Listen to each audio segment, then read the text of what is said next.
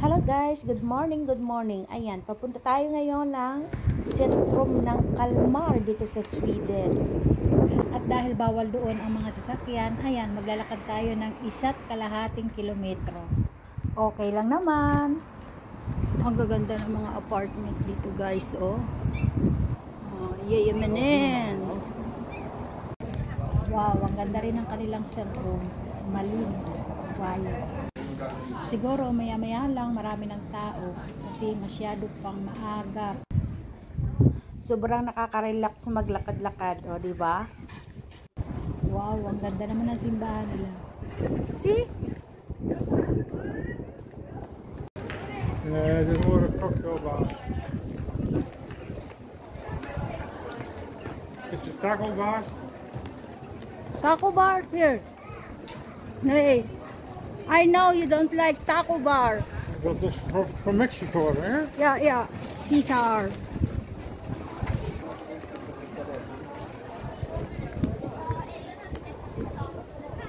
Parang fiesta.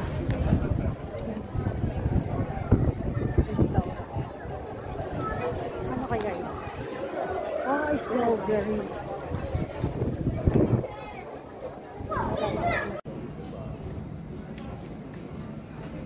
Layo na nga nilakad namin. Oh, ayan. O, diba? Exercise and lolo.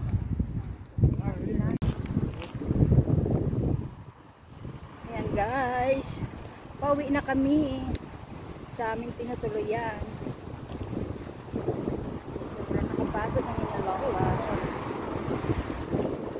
Ganda ng building niya. Style apartment.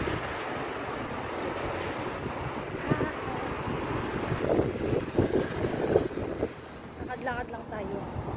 Exercise. Ika nga. Lapit na kami sa Lidl supermarket. What is that? Bago din maglakad. Follow the leader. Yan, papunta na kami sa Lidl kung saan nakapark. Ayan, success. O ngayon, nakapahinga na ang ating mga paa. Kailangan na nating umuwi. O, diba? Ang gaganda ng mga building nila. Wow. Super. Mababa lang pero magaganda. O, diba? Iba rin ang mga style. Bawat bansa ay may kanya-kanyang style. Kapag tumungtong ka na ng Denmark, Germany, iba-iba na ang style ng bahay or building. Pero dito guys sa Sweden, ang mga kabahayan nila mostly ay dark red ang kanilang mga kulay ng bahay.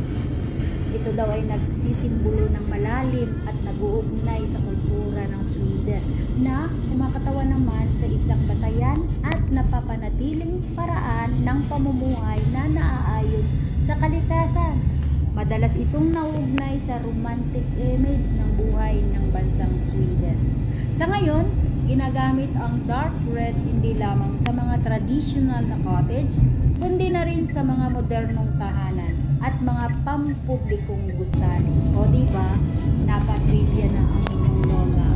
Bye bye for now!